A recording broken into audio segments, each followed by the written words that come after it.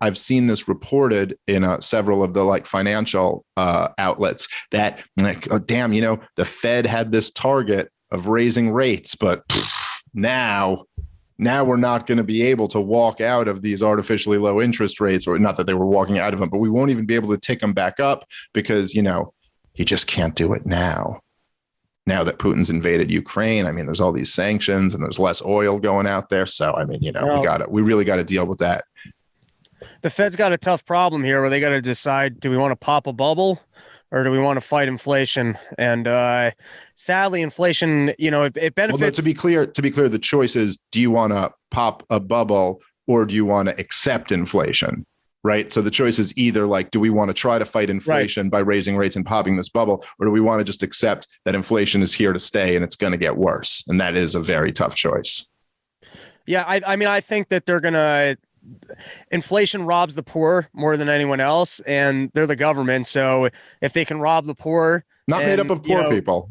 Yeah, keep the wealthy wealthy, and then because they're the ones who are in the investments of homes in the stock market, and the government itself has a ton of debt. So unless the poor, get really pissed at them. Yeah, forget even poor. Could you just imagine like if on the Federal Reserve Board there was just like one just average American, like there was one guy's like, well, as somebody who makes $70K a year, I'm really concerned about this inflation. You know what I mean? Like if there's just one person who's just like, as a guy who's like, as I don't know, my pension's been cut a few times and like, I'm really concerned about losing the value of the money that I've saved. Like, and it's just all a bunch of fucking, people who are like, had a career at Goldman Sachs or whatever. And then they're like, yeah, we can tolerate a little bit more inflation. And they're right. They can. Yeah, that's right. But the bursting of the bubble, it's also just, and this is one of the really poisonous things with politics in general, is that all the incentives are so fucked up. But it's like, look, if you have some more inflation, and this is Rothbard wrote all about this, right? Is that the inflation tends to come like this is in some ways why inflation is the worst form of tax from the government. It's the same thing as a tax in effect. It's the same thing as stealing your money in effect, because they print more money, they give it out to their friends, so they get the money, and then your money loses value. So they extracted that value from you. But unlike a tax, where it's like your taxes are due tomorrow and you feel it all, and there's no debate about what happened to your money. It's like, well, it was taxed. I sent it into the IRS, or it's withheld from my paycheck. I see it being withheld. With inflation, the effects come months later, sometimes even years later than when the money printing happened. And then there can be all types of debate about what happened and what led to the inflation. You see, I know it's idiotic, but there are people like senators like Elizabeth Warren, who's out there arguing that the cause of inflation is corporate greed.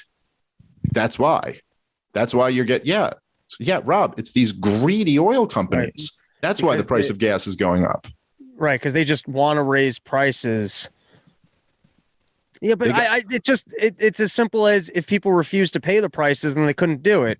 Well, so there's some sort of a reason why people are able to pay those prices. Well, also, it's like it's just funny that it's like, so I guess they just weren't as greedy 2 years ago.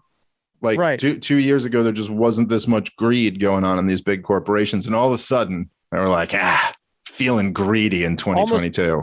Yeah, what did you change in the climate that, these corporations feel comfortable being more greedy? It must be the political structure is somehow incentivizing corporations to become more greedy. No, Rob, you're not getting it. Look, 2019, corporations were greedy, but they weren't that greedy. Then in 2020, we had massive lockdowns and printed trillions of dollars and handed out checks in the form of direct payments. And then completely unrelated to that, the corporations got greedier. I don't know what's hard to follow about that. These are all unrelated events that just happen to fall in that chronological order. We almost need a sad video of the CEO who is talking about how he's making all this money, but look how much more expensive my luxury goods are. Yeah, right. Exactly.